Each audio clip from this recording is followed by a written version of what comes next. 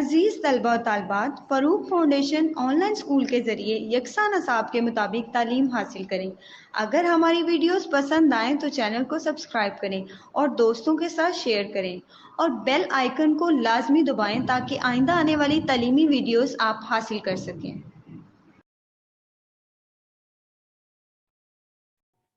अस्सलाम वालेकुम बच्चों, कैसे हो आप सब। उम्मीद है कि आप सब खैरियत से होंगे। हम लोगों ने 4 चैप्टर जो हैं वो कंप्लीट आउट कर लिए। उनमें हम लोगों ने ईच एंड एवरीथिंग डिस्कस की है। What is the meaning of the title and what all the things discussed in that chapter related to grammar portion भी हम लोगों ने अच्छी तरह से डिस्कस किया है। उसके difficult words, each and everything. इधर हमारे पास एक जो इन अमलगम है, चार जो एक्सरसाइज हैं, जो 4 चैप्टर हैं, उनमें से कुछ क्वेश्चंस हमारे पास लेके एक न्यू एक्सरसाइज क्रिएट की गई है। आज हम लोग उसको देखेंगे और उसको सॉल्व आउट करेंगे।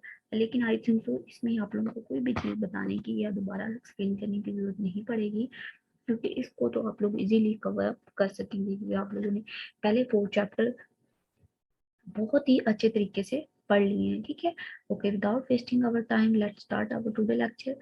आंसर द फॉलोइंग क्वेश्चन, नीचे दिए गए सवालों के जवाब दें। Give an example of tolerance from the life of the रसूल पाक सल्लल्लाहु अलैहि वसल्लम। रसूल पाक की हयात तैयबा से बुर्दबारी की कोई मिसाल दें। ठीक है, The Holy Prophet Pak Nabi Sallallahu Alaihi Wasallam forgave Abu Sufyan, who was an enemy of the Holy Prophet Sallallahu Alaihi Wasallam and who tried to hurt him all his life. रसूल पाक सल्लल्लाहु अलैहि वसल्लम ने अबू सुफियान को माफ कर दिया, जो आप सल्लल्लाहु अलैहि वसल्लम का दुश्मन था और अपनी पूरी जिंदगी आप सल्लल्लाहु अलैहि वसल्लम को नुकसान पहुंचाने की कोशिश करता रहा था। टॉलरेंस का मीन, आई थिंक तो टॉलरेंस का क्या मीनिंग होता है? टॉलरेंस का मीन होता है bear things and difficulties and each and everything with patience. ठीक है, हम लोगों ने इसमें से कुछ एग्जांपल्स देखी थी कि आप लोगों के पास जब आप लोगों का कोई साथ बुरा करे, when somebody do something wrong with you, तो आप लोगों ने उसके साथ अच्छा सलूक करना है, अच्छे से बात करनी है, अच्छा सलूक रखना है। तो उसकी कुछ एग्जाम्पल थी, वो हम लोगों ने नबी पाक सल्लल्लाहु अलैहि वसल्लम की जिंदगी से अच्छी तरह से डिस्कस की थी। आज की चीज़ों में मैं थोड़ा सा ओवरव्यू आपको बस दूंगी। मोस्टली चीज़ें आप लोगों को पता है और आप लोगों को उन चीज़ों को अपने माइंड में रिवाइज कर लीजिएगा। Okay, the next question is what did हजरत अनस बिन मालिक से अबाउट द रसूल पाक सल्लल्लाहु अलैहि वसल्लम ने। हजरत अनस बिन मालिक ने रसूल पाक सल्लल्लाहु अलैहि वसल्लम के मुतालिक क्या कहा? हजरत अनस बिन मालिक said that he served the holy prophet पाक नबी सल्लल्लाहु अलैहि वसल्लम of God for 10 years and he never objected to anything he said or did. हजरत अनस बिन मालिक रज़ी अल्लाह अन्हा ने फरमाया कि मैंने 10 साल तक आप सल्लल्लाहु अलैहि वसल्लम की खिदमत की लगी। आप सल्लल्लाहु अलैहि वसल्लम ने कभी भी मेरे लिए किसी काम या बात पर एतराज ना फरमाया। ठीक है, वो अपनी एग्जाम्पल से देख के बता रहे हैं कि मैंने जो अरसा, जो टाइम आप पाक नबी सल्लल्लाहु अलैहि वसल्लम के साथ स्पेंड किया, उसमें आप सल्लल्लाहु अलैहि वसल्लम ने मुझे किसी बात से नहीं रोका। Why does Kasim uncle think that our English has to be good? जो कासिम का जो अंकल है, उसने क्यों सोचा कि हमारी इंग्लिश अच्छी होनी चाहिए? Qasim uncle thinks so because English has become an international language and is also a language of science and technology. Qasim के चचा ने ऐसा इसलिए सोचा क्योंकि उसे लगता था कि इंग्लिश जो है वो बैन अल-अक़वामी ज़बान बन चुकी है और ये साइंस और टेक्नोलॉजी की भी ज़बान है। इसका मीनिंग क्या है कि what is the meaning of the international language? It's mean that कि हमारी जो इंटरनेशनल लैंग्वेज है, हम लोग किसी फॉरेन कंट्रीज में जाते हैं, वहाँ पे फॉर एग्जाम्पल उनकी लैंग्वेज और है लेकिन हमें नहीं आती, हमने उनसे कोई चीज़ पूछनी होती है, तो मोस्टली वहाँ के जो एजुकेटेड पर्सन होते हैं, एजुकेटेड लोग होते हैं, उनको इंग्लिश आती होगी, तो हम लोग इंग्लिश में उनसे इजीली जो कम्युनिकेशन है वो कर सकते हैं। कोई भी जो हमारे इंटरनेशनल लेवल पे डील होती है, बिजनेस होता है, वो कौन सी लैंग्वेज में हो रहा है? वो इंटरनेशनल लैंग्वेज इंग्लिश में हो रहा है। इवन दो हमारे पास जो टेक्नोलॉजी है, मीन हम लैपटॉप यूज कर रहे हैं, हम लोग मोबाइल यूज कर रहे हैं, हम लोग टैब यूज कर रहे हैं, इस पे हम लोग गूगल पे जाके कोई अकाउंट क्रिएट करते हैं, हम लोग इधर जाते हैं बैंक अकाउंट जाते हैं, उधर जाके अकाउंट बनवाना होता है, तो वहाँ पे ईच एंड एवरी डिस्क्रिप्शन जो होती है वो कौन सी लैंग्वेज में होती है, वो इंग्लिश में होती है। तो इंग्लिश को अंडरस्टैंड करना हमारे लिए बहुत ज़रूरी हो गया, इंग्लिश को सीखना बहुत ज़रूरी हो गया, इंग्लिश हमारे लिए एज ए वेपन बन गया, हम लोगों को वो ज़रूरी है। अगर हम लोग एजुकेट हैं तो इट्स मीन दैट हम लोगों को इंग्लिश पढ़नी भी आनी चाहिए, लिखनी भी आनी चाहिए और समझनी भी आनी चाहिए।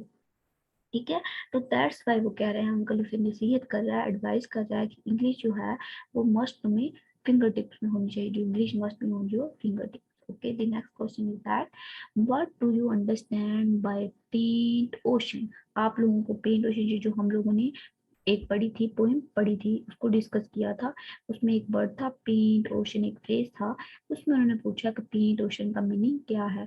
Paint ocean means an ocean as it appear in a picture. Paint ocean का मतलब है कि ऐसा समंदर जो एक पिक्चर में हो।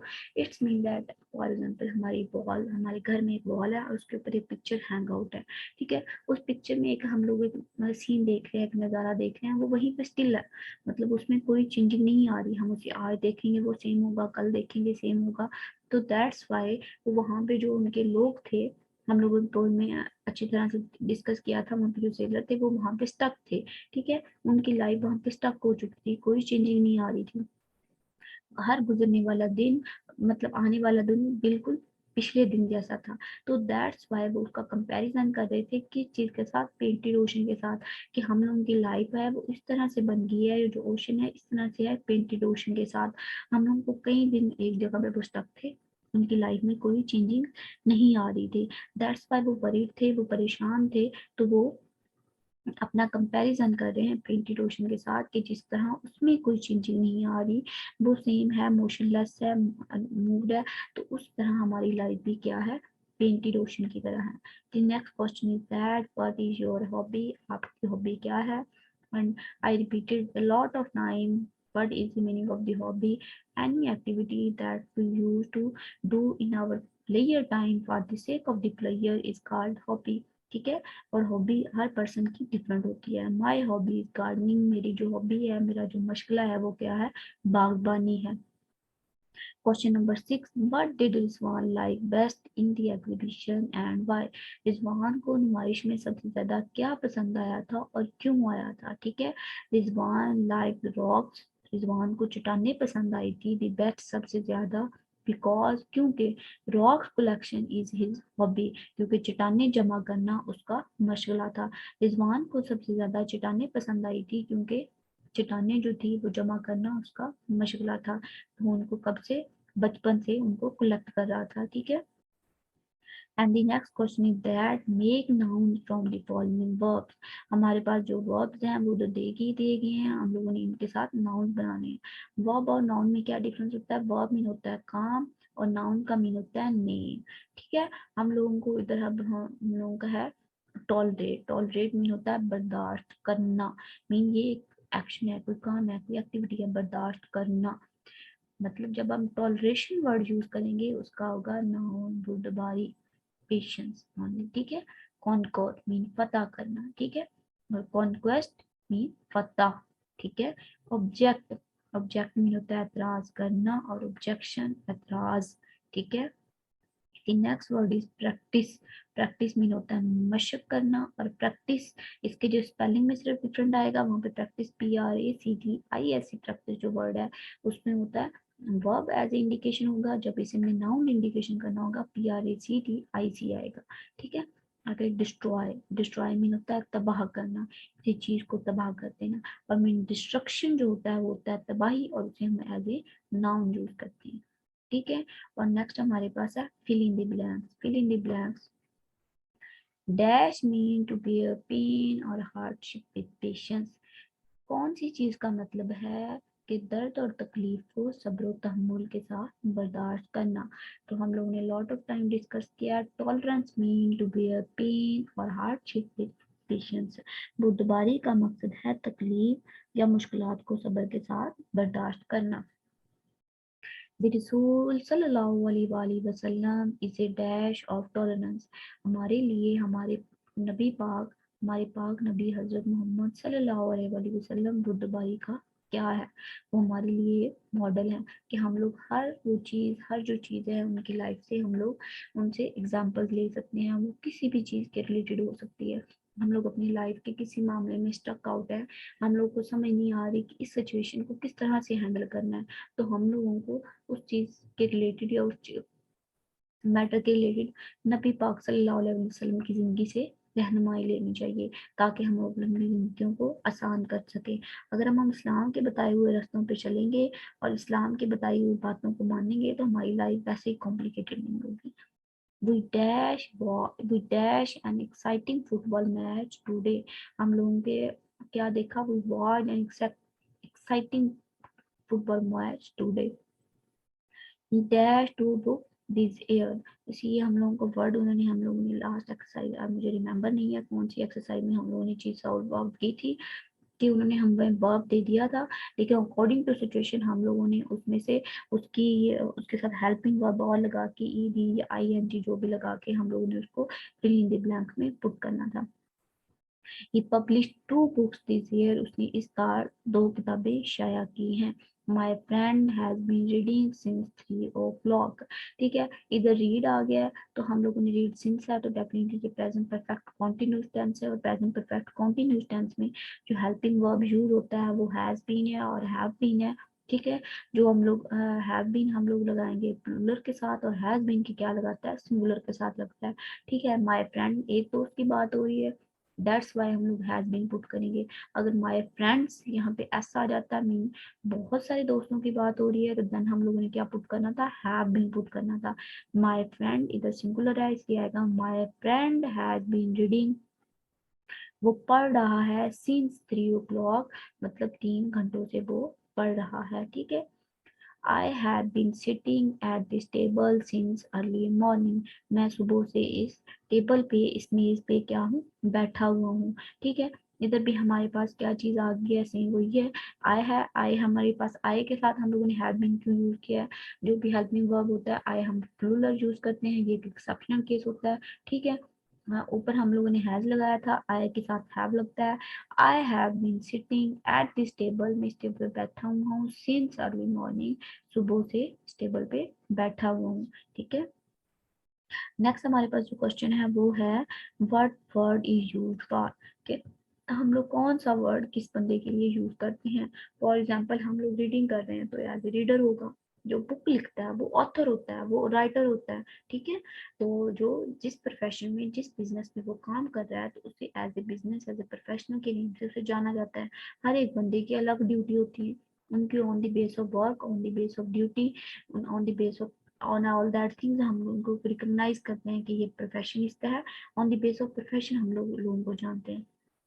हु, वन हु टीच, वो जो हमें पढ़ाता है वो कौन है, वो टीचर है। ठीक है, वन हु बाय, जो खरीदता है वो कौन है, वो बायर है। हम लोग स्टूडेंट है, तो वन हु लर्न, जो सीखता है वो कौन होता है, वो स्टूडेंट होता है।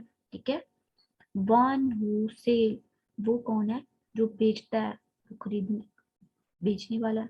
वन हु एक्ट, जो एक्ट करता है, जैसे परफॉर्म हमारे ड्रामे में या थिएटर में या फिल्म में हो रहे होते हैं, हम लोग फिल्म देखते हैं तो उसमें जो एक्टर्स होते हैं वो क्या, वही परफॉर्मेंस दे रहे हैं, तो वो जो प्ले कर रहे हैं, एक्ट कर रहे हैं, वो कौन है, वो एक्टर्स है। वन हु प्लेज, जैसे फुटबॉल का मैच है, क्रिकेट मैच है, हॉकी मैच है, कोई भी मैच है हम लोग खेल रहे हैं या हम लोग टीवी पे देख रहे हैं या खुद खेल रहे हैं, तो वहां पे उसमें जो खेलने वक्त वो जो लोग होंगे, जो टीम होगी, उसको हम लोग क्या कहेंगे, उनको हम प्लेयर कहेंगे। वन हु प्लेज, जो खेलता है वो कौन होता है, वो खिलाड़ी होता है, वो प्लेयर होता है। वो कौन सी किसी भी गेम का हो सकता है। ठीक है, वन हु ऑपरेट्स, जो ऑपरेट्स कौन होता है, ऑपरेटर जो चलाने वाला होता है। ठीक है, वन हु सिंग, जो गाना गाता है वो कौन होता है, वो सिंगर होता है। ठीक है, वन हु राइट, जो लिखता है उसे हम लोग राइटर कहते हैं, जो पढ़ता है उसे वन हु रीड, वो राइटर रीडर होता है। ठीक है, वन हु चैलेंजेस, जो चैलेंज करता है, चैलेंजेस को एक्सेप्ट करता है, वो कौन सा चैलेंजर होता है, मुश्किलात से लड़ने वाला होता है, घबराता नहीं है। वन हु रीड्स, जो पढ़ता है वो रीडर होता है। वन हु लाइज, जो झूठ बोलता है वो कौन होता है, लायर होता है। वन हु स्पीक ट्रुथ, वो कौन सा होता है, ऑनेस्ट होता है, वो ऑनेस्ट पर्सन होता है। ठीक है, तो on the base of profession हम लोग हर बंदे को रिकॉग्नाइज करते हैं कि वो तो कौन सा उसका प्रोफेशन है और वो क्या काम कर रहा है। Change the following sentences into negative and interrogative। हमारे पास नीचे दिए गए कुछ सिंपल सेंटेंसेस हैं, उनको हम लोगों ने दो सेंटेंसेस में चेंज करना है। एक ही बात को दो दफा रिपीट करना है। मीन एक सिंपल बात हुई है उसके हमने नेगेटिव में चेंज करना है। नेगेटिव का क्या मीन होता है, नेगेटिव मीन होता है जब हम लोग उसमें नेगेटिव कॉनोटेशन लगा देते हैं। ठीक है, तो अब हम लोग इसमें देखेंगे पहला एग्जांपल क्या है। Aslam worked hard to complete the new project. Aslam जो है बहुत ज्यादा मेहनत कर रहा है अपने नए प्रोजेक्ट, अपने काम को कंप्लीट करने में। जब हमने नेगेटिव लगाना है तो इसमें हम लोगों ने नेगेटिव नो का वर्ड यूज करना है। ठीक है, Aslam did not work hard to complete the new project. Aslam ने अपने प्रोजेक्ट को कंप्लीट करने के लिए कोई सख्त मेहनत या कोई हार्ड वर्क नहीं किया। ठीक है, इसमें जब हम लोगों ने नेगेटिव वर्ड यूज करना है तो हम लोग सेंटेंस का जो स्ट्रक्चर है वो भी चेंज हो जाता है। ठीक है, वैसे पहले हमारे पास था Aslam work hard to complete the new project.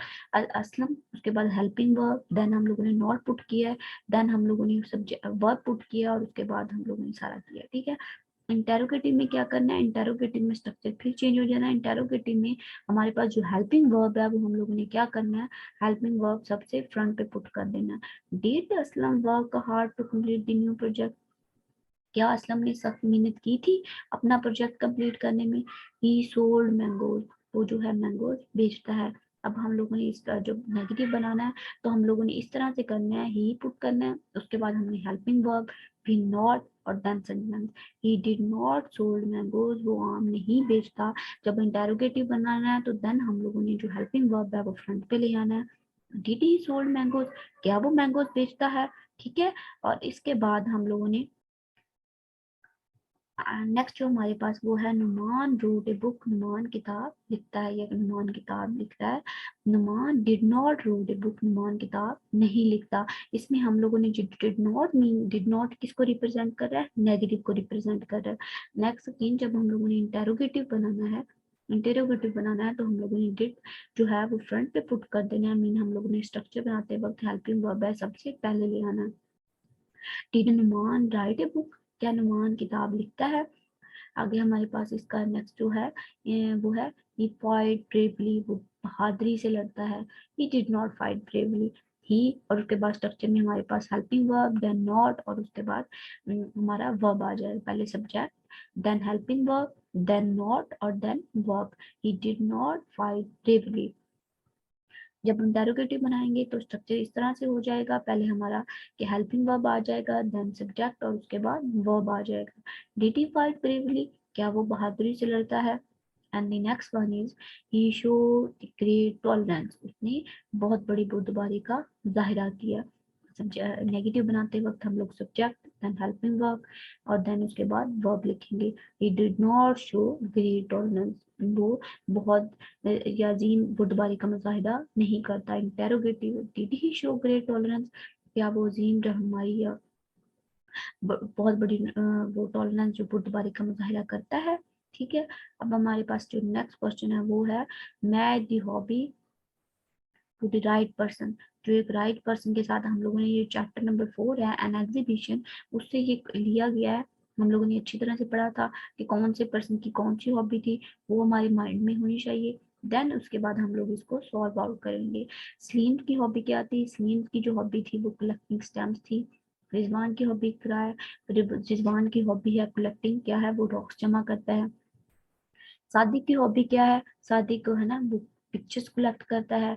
Kashif sister वो डॉल्स बनाती है। Aseem likes to collect sea shell. Atif जो है वो क्या कर रहा है, आसिफ जो है वो क्या कर रहा है, वो कॉइन जमा कर रहा है। और शराज सबसे लास्ट पे वो क्या कर रहा है, Shiraz likes to collecting post card, उसे पोस्ट कार्ड पसंद है। अब हमारे पास लास्ट पे ये क्या आ जाता है, ये हमारे पास एक पैराग्राफ है, इसको हम लोगों ने पढ़ना है। फिर उसके बाद देखते हैं कि इसका क्या करना है। Change the narration of the following words, जो ये वर्ड्स हैं इनकी नरेशन को हम लोगों ने चेंज करना है। Qasim said, I have just came back from Saudi Arabia. Qasim ने कहा कि मैं अभी अभी सऊदी अरेबिया से आया हूँ। ठीक है, अब हमने कासिम टोल्ड, इसमें हमारे डायरेक्ट इनडायरेक्ट जो वर्ड है ना, डायरेक्टिंग टेंसेस और इनडायरेक्ट सेंटेंसेस वो यूज हुए हैं। इनको हम लोग अभी सिंपली इस तरह से कर लेते हैं। इंशाल्लाह हम लोग अपनी नेक्स्ट क्लास में या किसी और चैप्टर के साथ हम लोग डायरेक्ट इनडायरेक्ट को कम्प्लीटली जो है वो सॉल्व आउट करेंगे। ठीक है, Qasim told that he had come back from Saudi Arabia then. ठीक है, अंकल टोल्ड मी, अंकल ने मुझे बताया that he was going to Islamabad, कि वो इस्लामाबाद जा रहा है। Uncle said to me, uncle ने मुझे कहा I am going to Islamabad. Direct indirect मेन सिंपल सा जो मैं आपको यहाँ पे क्लियर कर देती हूँ वो ये है, इनडायरेक्ट मीन होता है, डायरेक्टली मीन होता है कि कोई जो हम लोग किसी के पास खड़े हैं उसने हमें कोई बात बोली है, जब वो बात हम लोगों ने किसी और को कन्वे करनी हो तो हम एग्जैक्टली उसी वर्ड को, जो वर्ड उसने यूज किए थे वही वर्ड्स प्रोनाउंस करते हुए अगले बंदे को वो मैसेज कन्वे करते हैं तो वो डायरेक्ट बात होगी। अगर हम लोग उस मैसेज को अपने वे में कन्वे करेंगे तो दैट्स वाई वो क्या हो जाएगी, इनडायरेक्ट हो जाएगी। ठीक है, इसके कुछ रूल्स एंड रेगुलेशन होते हैं और इंशाल्लाह हम लोग अपनी क्लास में इनको कंप्लीट जो है ना वो कवर अप करेंगे। ठीक है, uncle said to me I am going to Islamabad, मैं इस्लामाबाद जा रहा हूँ। ठीक है, कासिम सेज, कासिम ने कहा आई एम हैप्पी, मैं बहुत खुश हूँ, that my brother has started helping me, कि मेरे भाई ने मेरी मदद करना शुरू कर दी है। कासिम टेल्स दैट, जब हम डायरेक्ट को इनडायरेक्ट में करते हैं तो हम लोगों ने जो होता है उसके खत्म करने के लिए दैट का वर्ड यूज करना होता है। ठीक है ना, Qasim tells that he is happy that his brother had started helping him, कि उसके भाई ने उसकी मदद करना शुरू कर दी। हम लोगों ने कॉमा इन्वर्टेड कॉमस में लिखा होता है, इन्वर्टेड कॉमस को जब हम लोग खत्म करते हैं तो तब हम लोग दैट का वर्ड यूज करते हैं। अंकल सेड, अंकल ने कहा how is your mother now, तुम्हारी अम्मी जान अब कैसी है। अंकल अब क्या कर रहा है, इंक्वायरी कर रहा है। Uncle inquiry from me that how my mother was then, कि मेरी अम्मी जान अब कैसी थी। Qasim says she is fine now, Qasim ने कहा अब वो ठीक है। Qasim says that she is fine then, कि अब वो ठीक थी। ठीक है, अब आई थिंक जो हमारे पास लास्ट क्वेश्चन है वो क्या है, right a paragraph of about 50 to 60 words on journey by train, keep in mind the topic, sentence and supporting detail in paragraph, you may take help from the given vocabulary। ये उदाहरण में हमें कुछ word दे दिए हैं कि आप लोगों ने पैराग्राफ लिखते वक्त इन सेंटेंसेस को, इन वर्ड को लाजमी तौर पे है यूज करना है, मीन इस्तेमाल करना है। वो कौन से वर्ड हैं, प्लेटफॉर्म, ट्रैवलर्स, टिकट, चक्कर, टिकट्स, या आगे हमारे hot, rainy, stormy, windy day, pleasant, horrible, feeling it, ये जो वाला जो वर्ड है आप लोगों ने यूज करने हैं। अब हम लोग पैराग्राफ लिखते हैं, इसको देखते हैं। Once my family decided to go to Rawalpindi by train, एक दफा मेरे अहले खाना ने रेलगाड़ी से रावलपिंडी जाने का फैसला किया। We arrived at the platform and bought our tickets, हम लोग प्लेटफॉर्म पर पहुंचे और टिकटें खरीदी। There was many travellers too on the platform पर और भी बहुत सारे मुसाफिर थे। We took our seat in the train, हमने रेलगाड़ी में अपनी नशिस्तों पर बैठ गए। Some hawkers entered the compartment to sell candidate, soft drink, newspaper, etc. कुछ वाशामीन, जो हॉकर में होता है जो फरोख्त करने वाले होते हैं, चीजें फरोख्त करने वाले, टॉफियां, ठंडे मशरूबात और अखबार वगैरह बेचने के लिए डब्बे में दाखिल हुए। ठीक है, The train started at the right time, जो ट्रेन थी वो अपने सही वक्त पर रवाना हुई। After some time the ticket checker came to the check tickets, उसके बाद या कुछ अरसे के बाद टिकट चेक करने के लिए डिब्बे में आया। The weather was pleasant, जो मौसम था वो बहुत ही खुशगवार था। व्हेन वी स्टार्टेड, जब हम लोगों ने सफर का आगाज किया। But after an hour, but 1 घंटे के बाद, लेकिन 1 घंटे के बाद इट बिकम क्लाउडी। ही क्या हो गया? क्लाउडी हो गया, मतलब बादल आ गए। देन इसके बाद इट बिगन रेनिंग, बारिश होना शुरू हो गई हैविली, तेजी से। व्हेन द ट्रेन स्टॉप, जब जो रेलगाड़ी थी रुकी, the weather become pleasant again, जब जो ट्रेन रुकी तो मौसम दोबारा से खुशगवार हो गया। After 5 hours journey we had reach Rawalpindi quite safely. 5 घंटे के सफर के बाद हम लोग रावलपिंडी बाहिफाजत पहुंच गए। It was a memorable journey for us, ये हमारे लिए एक यादगार सफर था। ओके स्टूडेंट्स, अब हमारा कंप्लीट हो गया। हम लोगों ने फर्स्ट 4 चैप्टर जो एक्सरसाइज है अच्छी तरीके से सॉल्व आउट कर ली है। और and I hope so that आप लोगों को ईच एंड एवरीथिंग क्लियर होगी। आप लोगों की जो एक्टिविटी है वो आप लोगों ने ये करना है कि जो भी वर्ड्स हैं, सबसे जो मेन चीज़ है कि हम लोग जो सिनोनिम्स करते हैं, सिनोनिम्स होते हैं, उनको आप लोगों ने उनके स्पेलिंग भी याद करने हैं और वैसे उनके वर्ड्स भी याद करने हैं, ताकि जब भी नेक्स्ट किसी चैप्टर में या कहीं पे भी वो वर्ड यूज हो तो आप लोगों को वो वर्ड दोबारा से मेमोराइज करने की जरूरत ना हो। ओके, मिलते हैं नेक्स्ट क्लास में, तब तक अल्लाह हाफिज, अल्लाह ने